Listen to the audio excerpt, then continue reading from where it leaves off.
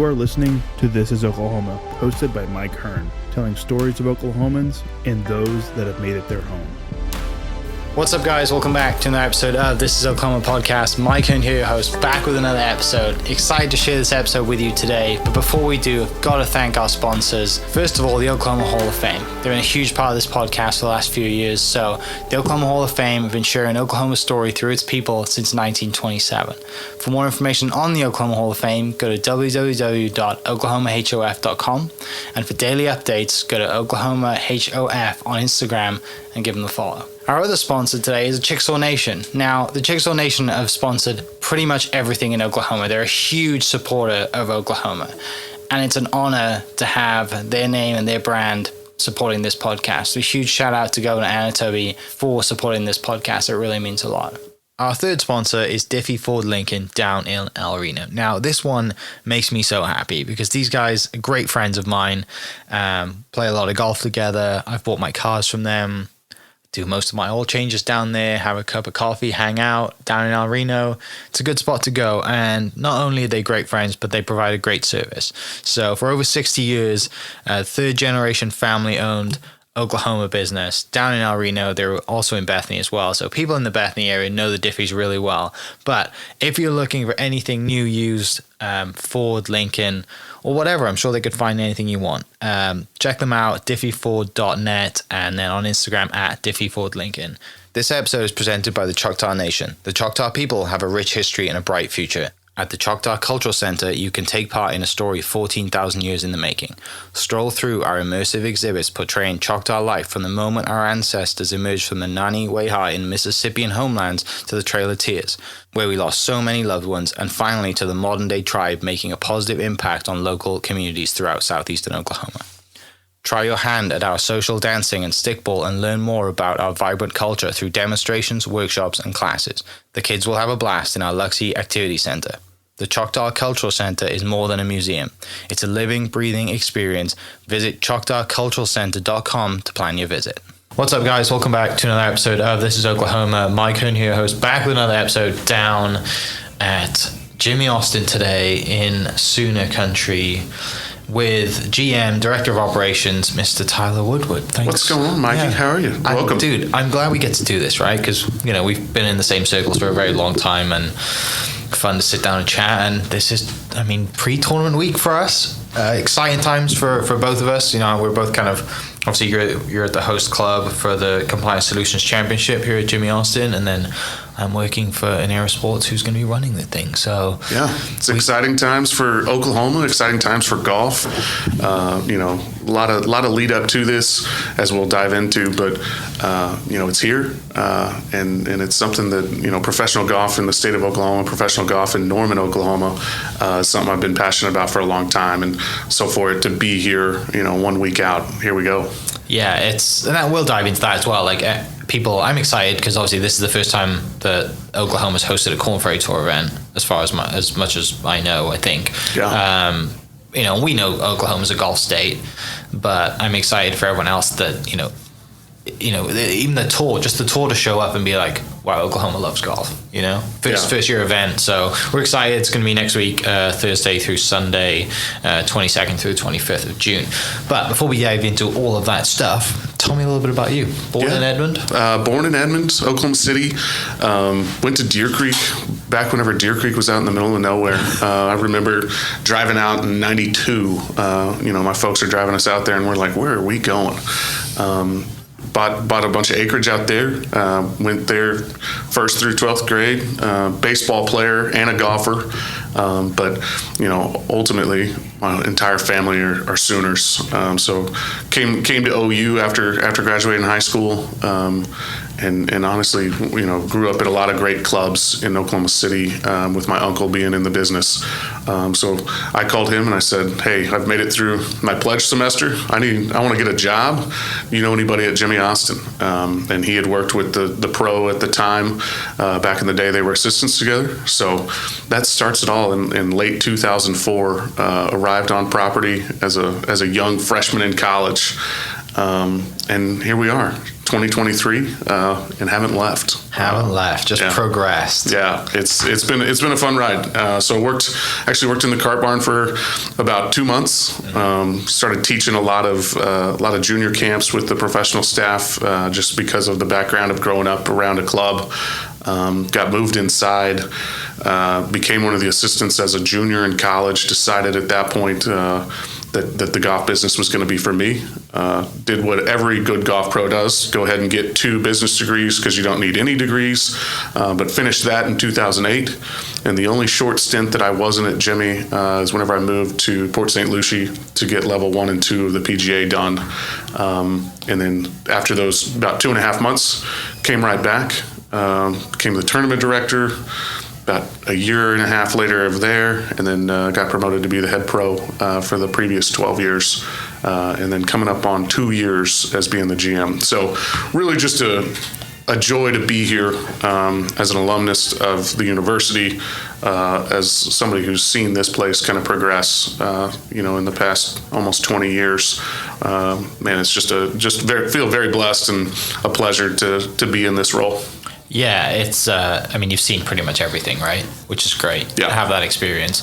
Back to starting out, was it baseball or golf first? What did you pick up first? Golf club at about the age of 1. Okay. Baseball probably about the next day. Yeah. So with my family, baseball and golf has been a huge part of kind of our lives, and so it kind of went hand in hand with both. I'm predominantly left-handed, with an uncle in the golf business and a dad that is obviously an avid golfer. I was never going to be a left-handed golfer. You couldn't get clubs. It was always going to be right-handed. So it actually helped me in baseball, hit from both the left and the right side.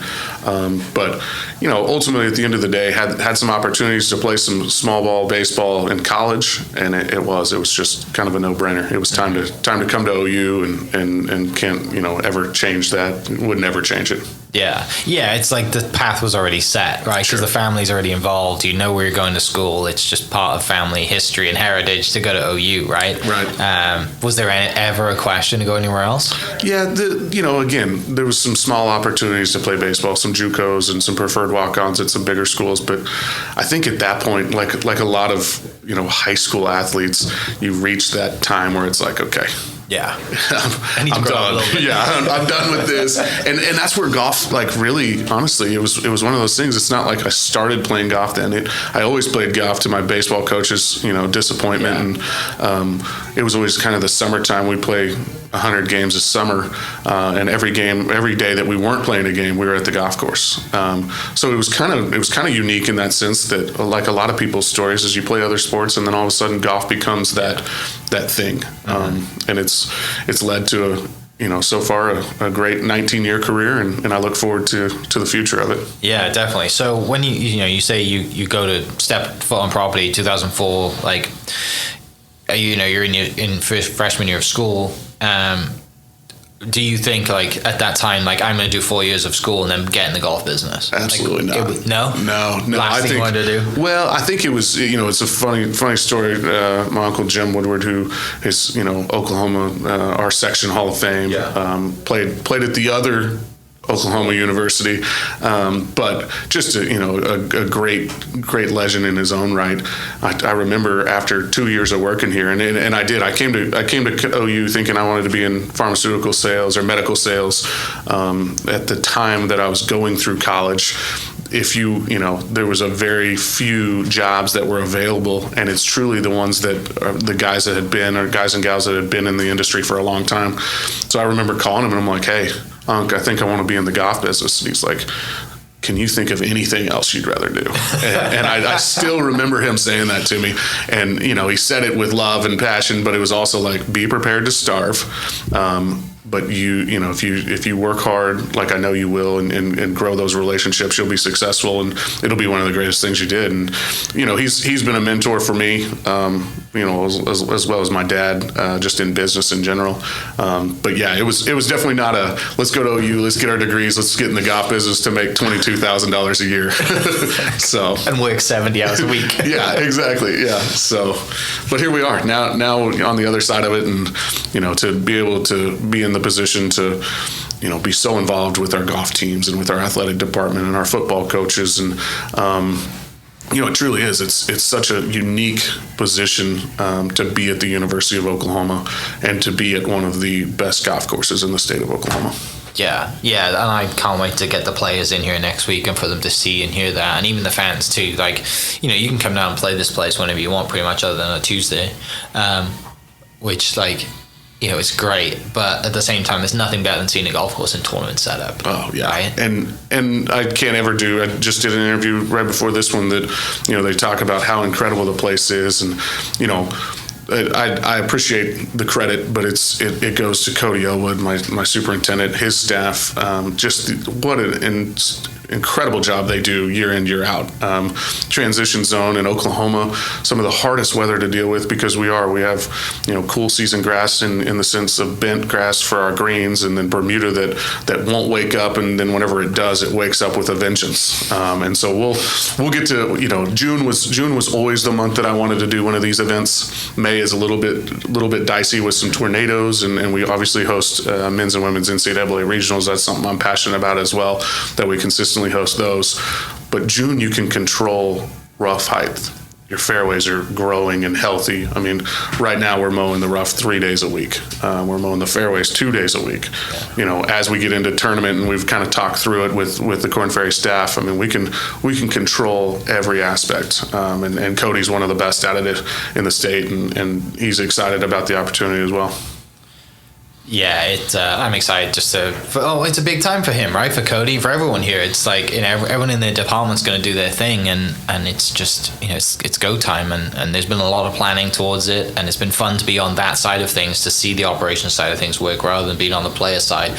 Don't get me wrong, I'd love to be playing. Yeah, no, right? Who wouldn't? Exactly. But at the same time, like, just how interesting and fascinating it is to be on the ops side, and I mean, there's so much stuff that goes into it that, like, never on the radar for me ever. Yeah, and it is, especially first year of an event, new property. We've had the privilege of working with these guys and gals for 10 to 12 months, so it's the relationships are built, and there's trust with, hey, your knowledge of the facility, or so on and so forth. But at the end of the day, we're putting together a really large puzzle, and the production has to be right. But it's the first of 5 years, so we're gonna knock it out of the park, and then it'll get better every year. Yeah. So before we dive into all that stuff, because I know we'll get into it, for people listening that might not know the history or just a little bit about Jimmie Austin in general, can you give us a little brief overview on how it started, what it is, who's involved? We were super fortunate in a lot of ways as a university, in the sense that this is a Perry Maxwell design, and Perry Maxwell is obviously very the lure of him in Oklahoma and around the central United States. So we're fortunate there. The bones of the club are exactly what you would hope for as a golf guy or a golf nut. And then from there it was a naval officers base. So this was considered South Base. The barracks were here, but it was an officers club. North Base being Max Westheimer Airport, so it was a naval air facility. So post-war, the decisions made by the government that it's going to be, all this land is going to be given to the University of Oklahoma, and somebody had to make a decision back then to say, okay, do we build buildings, or do we keep this this incredible golf course that needed a lot back then, but somebody made that decision to say, okay, we're gonna turn this into a university club. I hear it all the time with a bunch of our alumni that come back. As you mentioned, we still offer 4 unaccompanied times a day. We've become a lot more of a member club, but I still think it's great that we provide access to our non-members, because those are your next members, and also the people that come back in town, and they can tell the stories of, whenever I played here in the 70s, it was $3 to come play. It's a little bit pricier than that now, but with that, the conditioning is considerably better. So fast forward to 1996, Bob Cupp comes in and does a redesign, and kept a lot of the Maxwell structure there, the flow of it. Changed a little routing for a little bit more of the modern game. Obviously added a lot of length to it.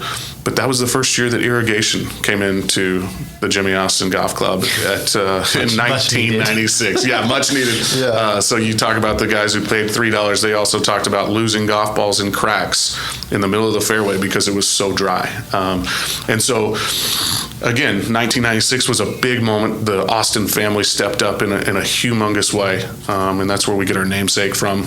And their continued support is incredible. And even to this day, still around, still involved, still supporting, and I can't thank them enough.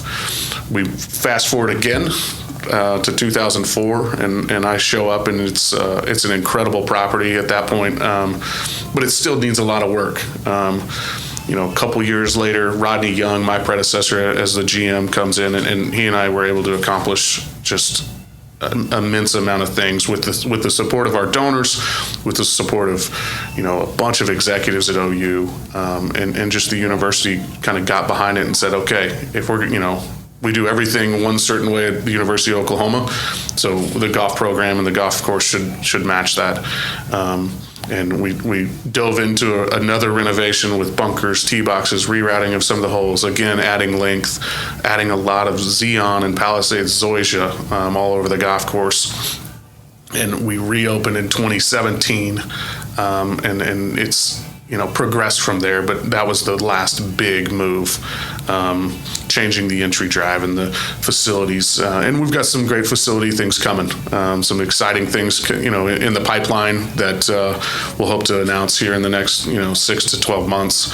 But it's been a team effort, and that's what I always want people to know is it's the University Golf Club, and the university is completely behind it, as we've seen with the Korn Ferry event as well. They were, whenever I brought it to them, they were so excited and said, let's knock this thing out of the park. Yeah, it makes it a lot difficult when you have a membership base that's just like, nah, we're not closing our golf course for a week in peak golf season in June. Sure. Right? Yeah. Whereas the opposite happens here. It's like, we have guys who are on the tour. We have guys who play this golf course that have gone to the PGA Tour, or they're on the Korn Ferry Tour, or they're trying to, and we want to show the Korn Ferry Tour and the US how good this place is. Well, and that's you're spot on. I mean, the local support, the state of Oklahoma you mentioned in the opening. I mean, it's a golf state, and it's supporting so many events every time they've come here. So I don't see that changing, or I just continue to see it growing. And it's a lot of fun. OU guys, OSU guys, Oklahoma City guys. You got Rian Gibson, who Mr. 55, that has been on the PGA Tour. He won on the Korn Ferry Tour multiple times. He's going to be here. So he's not an OU guy, but he's a transplant Oklahoma guy. Another guy named Josh Creel from Wyoming that won the national championship at UCO, full tour status. He's been on the PGA Tour. He's back on the Korn Ferry Tour. He was a member here for about 5.5 years. So, and then you bring all of the guys, Chris Goddard up, National Player of the Year, Grant Hirschman, All-American, Quade Cummins, All-American. I mean, just Logan McAllister. The list goes on and on and on. And that's something that's so exciting for our coach, Ryan Hibble. What a recruiting tool it can be, in the sense that, hey, we're going to host professional golf. You graduate from here and you win at Jimmie Austin, and that gets you your tour card. Yeah. Pretty awesome, and something that not too many clubs are able to do. Yeah, it's going to be awesome. It's special, right? And it's special, like I said, for the school, for coach, for just like I said, recruiting tool, right? You get to show it off. And I think, it's great to host an event, but it's using the event to your advantage, right? It's and you've got great support with the Chip In Club, and you've got the foundation that's going to be involved out here, and just the event's just going to be used as a vehicle, right, to bring people in, whether it's donors that don't even they love golf, but they're not specifically into it as much as they might be into something else. They might want to donate to put money towards a weather building or whatever it is. But it's so much more than golf as well. Yeah. Well, and it also, we've been very fortunate to host a lot of great events here. 2 USGA public links, a men's and a ladies back in 2009 and 2013. We've hosted, I've kind of lost count now, but I think it's 11 or 12 NCAA regionals. We've hosted Big 12s on the men's side and the women's side. We've done some of these awesome events, but this one just hits a little bit different. And that was kind of the thought is we're always, like I said, we're always going to support our men's and women's golf teams, and we're going to do that through hosting regionals, and the relationship with the NCAA has been great. We got a little surprise regional last year in the sense that, you know, a host course had some issues with their greens, and John Baldwin, the president of the NCAA committee, calls me 22 days before and says, "Hey, what do you think about hosting a men's regional?" and luckily Ryan had already called me and said, "Hey, you're going to be getting a phone call," and I'm glad he did that, because I would have been like, "Who is this?" You know, and John was great about it. And I'll tell you, our staff, again, it goes back to the team that you surround yourself with. It went off effortlessly. We won't call it effortlessly. It went off flawlessly. Yeah. But it was, 22-day turnaround, and that's something, that we take 8 to 10 months to prepare for. So just like that. But this event, it's different. You see the hospitality suites going up, and you see the rough growing out, and you see the greens that just look like, okay, in any given moment they're going to be rolling 13. And it creates, especially guys around golf and gals around golf, it gives you a little goosebumps. It makes you, I played a couple holes with some of our donors yesterday, and driving up 18, we've been cart path only for a little bit, but it just looks like championship golf. And then you see the hospitality suites that are lining 18 fairway, and you go, okay, it's time. Yeah. So obviously you've been tournament director and hosted all these events, but so let's dive into how different it is then to have a tour event here over like an amateur event or a regionals or a college event. Obviously there's logistic stuff like the grandstand and stuff like that make it aesthetically look like an event bigger, but from an ops perspective, like, what's it like having the tour come in 6 months before, talk to you about the golf course and meet with Cody, and we got plenty of time to dive into that stuff. Well, and that is, it's a whole nother dynamic that you kind of expect with a larger event, that's going to happen, and more meetings and more site visits and so on and so forth. But the tour referees, obviously, that came in and that will be here for this week, the two advanced guys are incredible. Obviously super experienced whenever it comes to tour golf, and one of them worked for Golf Canada, and so different kind of dynamics and backgrounds. But it is, I'd say the biggest difference for me is working with a host organization, because most events, I shouldn't say most, all the events that we've hosted, the NCAA does come in, the USGA does come in, but it's my staff and it's my people that are getting the volunteers and being that. If there's something that needs to be done, it's us. So there's a little bit of excitement in that, because, okay, yeah, this is what we're going to key on, and we almost act as a little bit more as the host course or the landlord, as I jokingly say to a lot of the Anera Sports staff. But it's also kind of taking a step back and staying in the lane of, okay, this is what we're here for, and this is what they need from us. But those lanes cross over so many times. One of the biggest parts of saying yes to this event was figuring out who that host organization was, and Rob Addington, the president and CEO of Anera Sports, I said this in another interview. I was walking around in Dillard's. I was going to a wedding, and I needed a dress shirt. And he called me, and I answered it, and it was a number I didn't recognize. And normally I'm like, leave me a voicemail, and then I'll call you back or whatever else. But I answered it, and it was Rob. And I literally walked around the men's area for about 2 hours talking to him on the phone, all about what this Korn Ferry Tour event could look like in Norman, Oklahoma. And the salespeople just had to think, who is this guy? What is he doing?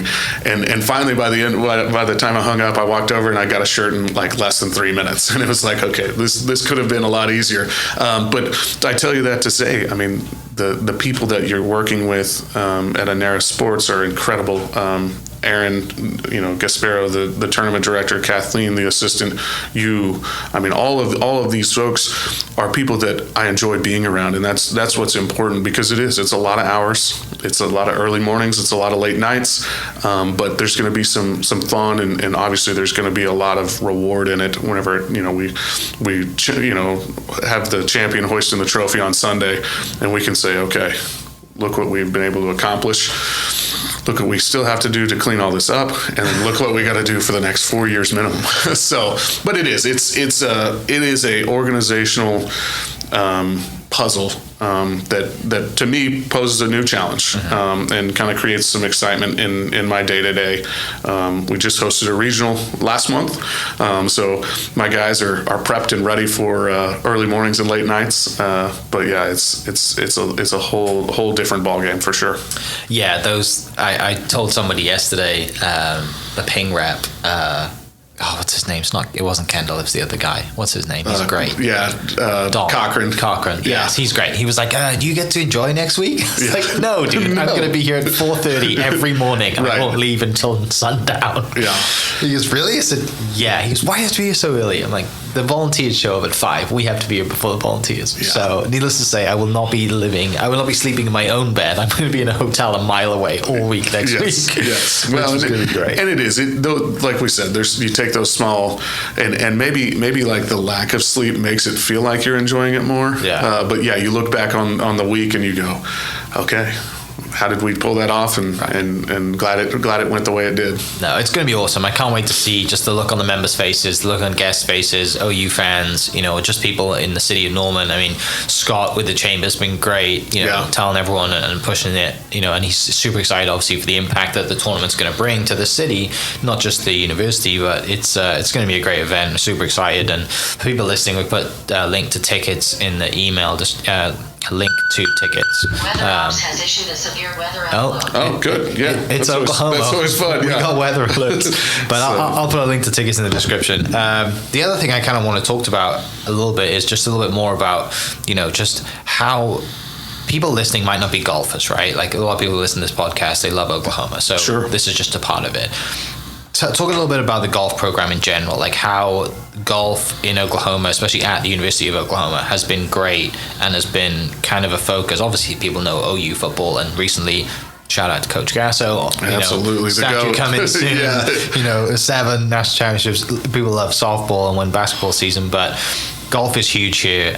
So talk a little bit about kind of the golf program as you understand it from your side of being in management, men's and women's programs. Yeah, it is. We've kind of had a resurgence of golf. On the men's side, they won the 1989 national championship, and the coach back then was Greg Gross, and he's actually the Norman High coach. So back involved with junior golf and amateur golf, which is awesome for him. But it's one of those. You go to OU for OU football, and one of our probably, I would say, one of my close friends, but definitely like a Bigfoot of golf is Anthony Kim. He came here in 2004. He could have gone anywhere, any college he wanted to go to. He's from California, from the LA and Palm Desert area, and he, during his interviews coming through, like, why did you choose OU? And it's like, I went to a football game.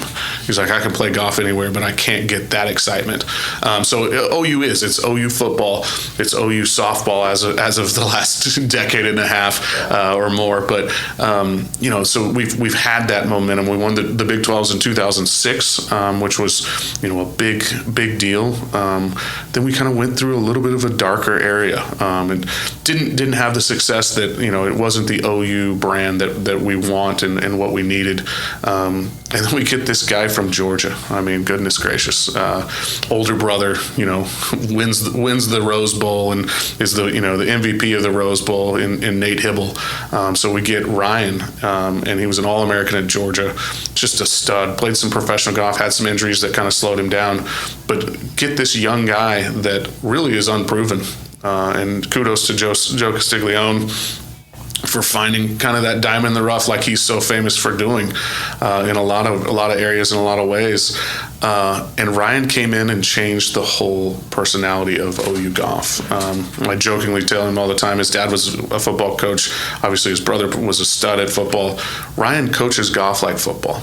He could look like a football player. Oh too, my goodness, right? yes, what he preaches, he practices. I mean, a lot of times, he's going out there and competing with his guys, and this is, whenever he first got here, his first JUCO transfer that changed again, helped kind of mold where OU men's golf has gone, is Abraham Answer, and he calls me. He said, "Man, we got this guy. This guy could change everything." And I'm like, "Okay." And I drive down there. He's like, "Come watch him."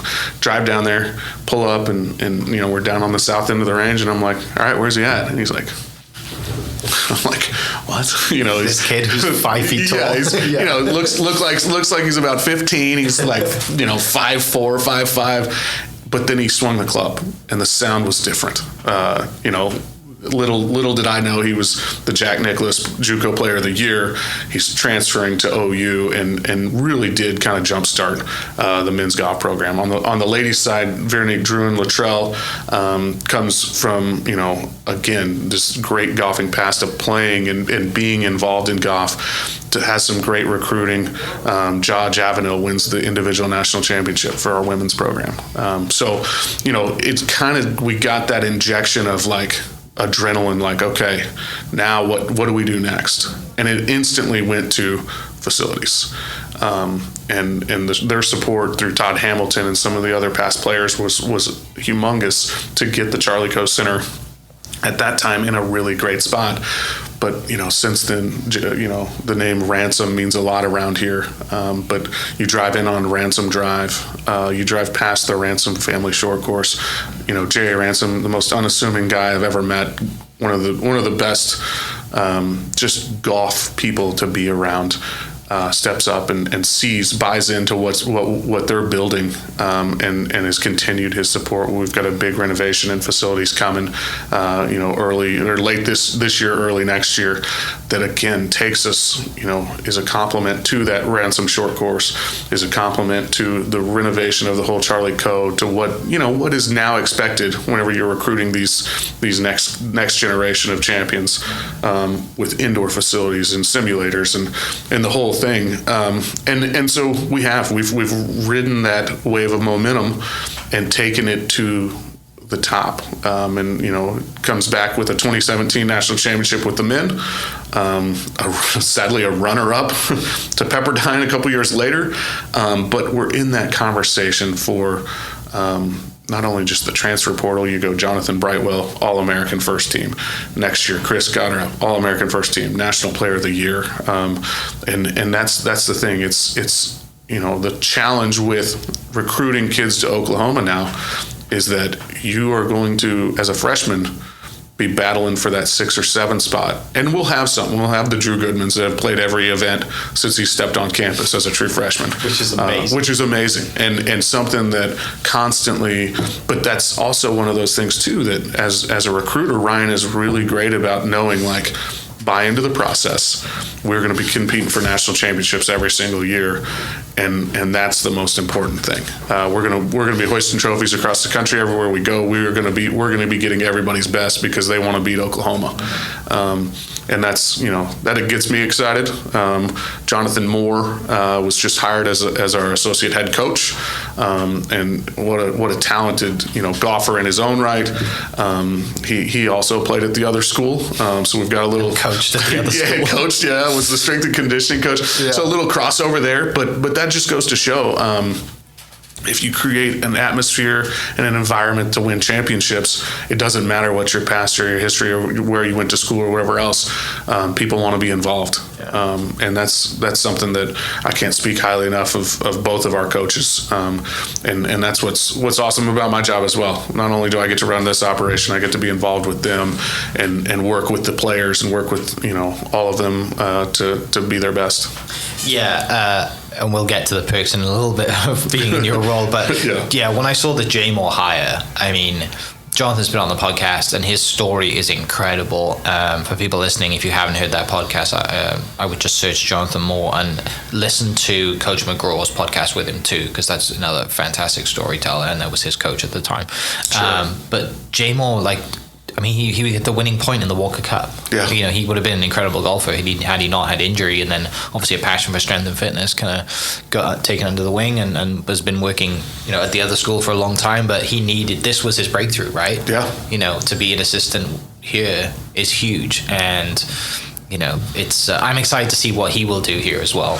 Not only obviously just as a coach, but just for the guys and strength and fitness and how that's coming forward, and it's the first photo I did see with him holding the one up, but in a red jersey, I was like, it's a little different, yeah. I'm not used to seeing that. I know, I'm used to seeing you in in a different color. It is, and not to talk too much about to talk too much about Ryan's success. Yeah. I mean, you talk about the great coaches in any sport, and you talk about their lineage and their coaching tree. Just in the short 14 years that Ryan's been a head coach, Blake Smart, his first assistant, is the head coach at. Did he go to Purple Place, the Frogs? No. Who went there? Yeah, so that's our most recent. Okay. But Blake's the head coach, D1 school. Jim Guerin went to Coastal Carolina, stepped away from coaching for some personal reasons for a little bit. He's back at Miami now, just announced as an assistant. Bill Alcorn literally was a volunteer assistant at Baylor. Ryan saw something in him, like good coaches do, and brought him up 6 years with us, and now he's the head coach at TCU. And with Jonathan, I mean, it's just a matter of time with any assistant with the right mentality and the right environment. That's the goal. Ryan is grooming these guys and gals to become the next head coaches in the industry, and it's always fun, and it's also always a challenge that you're all of a sudden you're grooming your competition, but that's what good coaches do. Yeah, you're right. And then they have that Mr. Miyagi moment, right, where they're coaching against the assistants they've raised. Yeah. Let's talk about perks of being in your role, because I think one of the things people probably don't realize is, like I said, you're an employee of the university effectively, right? Like Exactly. This is the university's golf course, and you probably have one of the best roles, meaning you don't sit in an office building in the middle of Norman. You're on a golf course. Yes, you have a pretty sick office, but at the same time, like, you can be outside in 10 feet. Sure. So, and you're around golfers, and just the one thing that kind of brought me to golf, like my granddad brought me into golf when I was 6, and kind of have a wooden 5-iron, and I still have it. It's one of my best prized possessions. But once I got older, I realized that golf again is the avenue to meeting and not networking, because I hate the word networking, because it's just a buzzword. But the people you get to meet and be around and play golf with, and you're around a lot of cool people, but seeing them on a golf course is different to meeting them on the street or seeing them in their office building. You bet. Well, and you hit it on. I mean, to be able to work at the place that I went to school means so much to me. But then from there, to be able to work with the people. Been very fortunate. Coach Bob Stoops is a close friend and somebody that, during his time at OU, obviously with the success comes a lot of hours and a lot of work for him. But he was famous for sending me a text or giving me a call. Hey, Tyler, you got 15 minutes. And it was always the driver. That's all he ever wanted to work on. And he never could figure out why his scores would not get lower. And I said, well, the next 15 minutes needs to be chipping and putting. And I still joke with him to this day but all of our coaching staff, from our basketball coaches over the years, has been incredible. In Lon Kruger and Porter Moser now, but golf is different. Golf is one of those things because if you run into these people on the street, this is what happens to them all the time, and that's part of why they're compensated the way they are and why they're in the roles that they are. But people want to say, "Hey, you're Bob Stoops," or "Hey, you're Brent Venables," and like they feel obligated, not even obligated, but they talk to them, and they don't have that level of privacy. You fast forward to like a golf course, and all of a sudden this is like enjoyment. This is a place, a retreat, and that's what every time we have a coaching change, Brent I'm working my magic to get him more into golf, but he is so uber focused on football. But that's one of those things to where we do a great fundraiser in Palm Desert, California every year, and obviously every year in the 25 years our coaching staff come out that aren't in season. So our golf coaches, our football coaches, and it's kind of a nice getaway for them. It's a great interaction with a large group of donors. But I always tell anytime we have new coaches, I'm like, don't think of this as a place of work. This is a place where you get away, and even if it's 20 minutes to hit some range balls, or if it's 3.5 hours to go play around a golf, this is a retreat for you guys to utilize. And it is. You cannot believe the different groups of people that come out, from the wealthiest of donors to the biggest celebrities in OU and non-OU, that everything's kind of a level playing ground on the golf course, because golf is the most humbling game out there, and so it is. It's been unique. It's been fun. I look forward to the next 20 years, hopefully 20 years plus, God willing, to continue to create that retreat in that environment. Yeah, well, and it's also a fun position to be in, because you're playing golf with someone you've looked up to, you've idolized, you've watched on TV for so long, and then when they see you or someone like you in a similar standard hit a golf shot, they are idolizing you, right? Because they're chasing that. It is, yeah. It's such a weird transition. But it is, because it's like, okay, one of the winningest coaches all time, Hall of Famer, first ballot, Bob Stoops, and he looks there and he will text and call and be like, how do I do this? And I'm like, okay, I do. He's of that age group to where I was young enough, and then obviously while I was in school, he was the guy.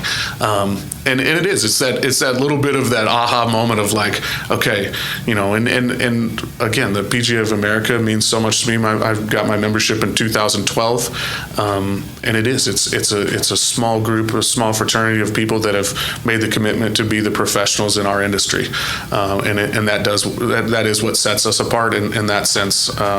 And so I've always been a big, passionate person, and this comes from my uncle. If you're going to be a golf professional, you're going to be a good golfer.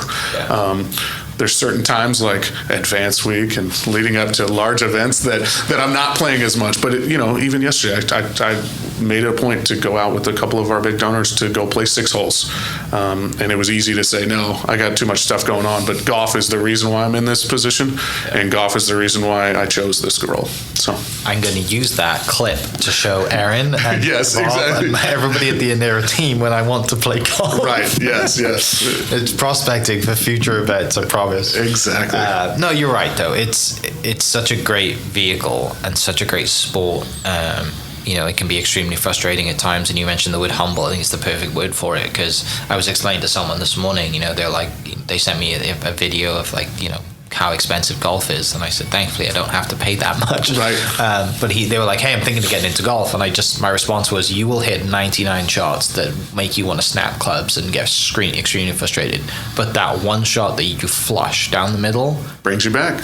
Will bring you back every time when you're hooked, right? Yeah. You mentioned, being a great golf professional, being a great golfer. Where's the passion for teaching come from? Because that's different. It is. Throughout the progression of a career, I think you kind of take a little bit of the fork in the road, and you make those decisions on what role you kind of want to be in as a PGA professional, and I do. I still have a lot of passion for teaching. Sadly, the time is what has diminished my teaching. I feel like now it seems like the teaching that I do are for friends and again a lot of our OU staff and so on and so forth, that it's not about necessarily making financial decisions to teach. Fortunate to have 3 golf professionals and one director, and one that is my lead instructor. So 4 golf professionals really, but one that just teaches. And that's a route that through his career he kind of transitioned out of the operations side, or still involved in it, but a lot of people make that decision to just teach. I don't know if that was ever going to be me. I enjoy the heck out of it. There's so many challenges, and just like anything in professional world, it's all about how you communicate. And teaching golf, again, one of the hardest things to do is communicate the feeling and the movement. And obviously we have a lot of technology that helps us visualize that a lot more, but still kind of the old school teacher in the sense of feels and so on and so forth. But it's one of those things. I don't necessarily envy the guy that teaches all day long. I like a little diversity in my work day, but it's something that the core of the PGA membership is built on. Yeah, it's fantastic, and Yeah, I mean, there's not much more to say on that. It is really cool to do, and I think it's something special about, everyone kind of remembers their first teacher, right? Their first golf coach, their baseball coach, their soccer coach, whatever it is. Like, it's just another arm of that, and it's, we've said this multiple times already, but golf is not just about playing golf. It goes a lot further than that, right? Personal development and all the other things that go around it. So yeah, you definitely play a huge role in that, and I agree. I couldn't teach all day. I don't have patience for it. Yeah, I don't like being in the sun that long. Exactly. Yeah, if it's in the air conditioned Michael Colley Training Center, it's pretty good. But for a pale guy like myself, we need some shade. Yeah. Right. Two more things. One thing is, what is one of the best gifts that you've received? Because when someone walks into your office, there is a lot of you could spend an hour looking at all the things in your office. There was a lot of cool personal signed things, gifts that you've had from being here almost 20 years. Yeah. Anything stand out? Well, and you're spot on. As an OU guy, there's a lot of OU memorabilia in the office, and that is neat. I'd say it's two parts. More recently, the Big 12 championship rings that we've been able to win, our men's golf program, and Ryan, says it every time. We've won 3 now, and he, he's very, very kind to include me in on that. But he was like, "You're just as much a part of the team as anybody else." So those are really cool. So the recent ones, but one of the first gifts I've ever received, and this was well before I had an office. It was right after I decided that I was going to get into the golf business. One of my dad's friends gave me a really cool framed clip or shot by shot of Ben Hogan. And it sits right behind my desk. It's the first thing you see behind me is that, and it's everybody that is a golfer knows what Hogan's swing means, and just the true pureness of it. And it's probably a piece that people do. They see all the signed stuff and then they go, "Ooh, where is that from?" And it's probably not the frame has been beat up over the years, moving around from office to office, but it's something that, whenever I received it, this will hang, hopefully this will hang in your office one day as a PGA golf professional. And it is, it's a great piece. So I would have to say that's probably number one. Yeah. And then I have to say this as well: the pictures of my kids and my wife. That's definitely 1A and 1B. Yes. But yeah, no, it is. Again, it goes back to that OU family. There's a lot of cool swag in there, and it grows every year. I need bigger walls. Right. I'm sure you get a lot of requests from the family. Right? Oh yes. Hey, yeah. If I know Blake's having his golf tournament out here, can we get him to sign a basketball? Like, or whoever's coming out. Or hey, if AK swings by, we're not going to talk about AK because you talk about him every day, and that's probably the one thing you're sick and tired of talking about. But it is great to have a relationship that you have with AK and just the legend of golf that he is, and what could have been. Who knows? The last thing I want to talk about, though, is just the fact that this golf tournament, Compliance Solutions Championship, is going to be here this year and the next 5 years, right? Yeah. So this year and then 4 more years. Thanks to Mark Lammett for his huge commitment. Absolutely. ORU grad and just loves golf and wants to bring golf to Oklahoma. We obviously wouldn't be here without him, and a huge shout out as well to our kind of advisory committee, local members and people around that have just been a massive help to this golf tournament and get it, off the ground. And just for 5 years, how do you approach it, knowing you approach it differently, knowing that it's going to be not just a 1-year golf tournament, right? Absolutely. So what's different, and how do you approach it, because it's a 5-year thing? Well, and it is. You touched on it with Compliance Solutions Inc. and Mark Lammert, and the commitment to what this takes, and again, putting together this large operation. But it does. It creates a lot of excitement. It gives you a little bit of the feeling that we don't have to show all of our cards year one. Obviously, we want it to be, you only get one first impression, and again, with a standing event, professional golf event in Oklahoma, I just think the growing support and the continued support is going to be incredible. I look for the stories to come, though. Yeah. This year, just again, the OU, the OSU guys, the Oklahoma guys, I think the greatest thing that could happen, in my opinion, being a born Okie, would be one of those guys to win this, and that leads them to their path to the PGA Tour. But this is just year one. The stories and the dynamics to come are going to be incredible, and so just stay tuned and keep supporting it, and come out and enjoy what a beautiful facility we have. Come out and walk the grounds and truly experience what Perry Maxwell designed beautiful Oklahoma sunsets and sunrises really are. Mm-hmm. Yeah, and if you're not a golfer, you can still come out here and have your event or a wedding or anything out here. There's that too, not just golf. That's right. But yeah, Tyler, thanks so much for spending 45 minutes sharing some awesome stories and just sharing a little bit about yourself and the history of Jimmie Austin and the OU golf program. Super excited to be here for the next 2 weeks, working on the Compliance Solutions Championship. For people listening, it is June 22nd through the 25th. You can go to compliancesolutionschampionship.com to buy tickets. If you're under 15, you get in for free. If you're active military or were military, you get in for free. All the information about that's on the website as well. We hope to see you out here. It's going to be awesome. Weather looks good. Hopefully no severe weather. Let's get it today, this week, so we don't get it next week. But for people listening, I'll put all the links for information down in the description. And again, thanks to Tyler for sharing some awesome stories. And we'll catch you next episode. Yeah, look forward to some cocktails this week to end the day. Yes, definitely. Club specials. And what is the cocktail of choice? It's definitely going to be the club special. All right, there it is. For people listening, order a club special, and we will see you in Norman at Jimmie Austin next week. Cheers. Hope you guys enjoyed that great episode. Thank you so much for listening. As always, huge shout out to our sponsors, the Oklahoma Hall of Fame, sharing Oklahoma story through its people since 1927. For more information on the Oklahoma Hall of Fame, go to www.oklahomahof.com and follow them on Instagram for daily updates at oklahomahof. Our other sponsor, the Chickasaw Nation, amazing sponsor. They do amazing things for the state, and they're always sponsoring something in Oklahoma. They're a huge supporter of Oklahoma, and without their support, we wouldn't be able to do what we do. And our third sponsor is Diffie Ford Lincoln down in El Reno. Now, this one makes me so happy because these guys are great friends of mine, play a lot of golf together. I've bought my cars from them, do most of my oil changes down there, have a cup of coffee, hang out down in El Reno. It's a good spot to go. And not only are they great friends, but they provide a great service. So for over 60 years, third generation family owned Oklahoma business down in El Reno. They're also in Bethany as well. So people in the Bethany area know the Diffies really well. But if you're looking for anything new, used, Ford, Lincoln, or whatever, I'm sure they could find anything you want. Check them out, diffieford.net, and then on Instagram at diffiefordlincoln. This episode is presented by the Choctaw Nation. The Choctaw people have a rich history and a bright future. At the Choctaw Cultural Center, you can take part in a story 14,000 years in the making.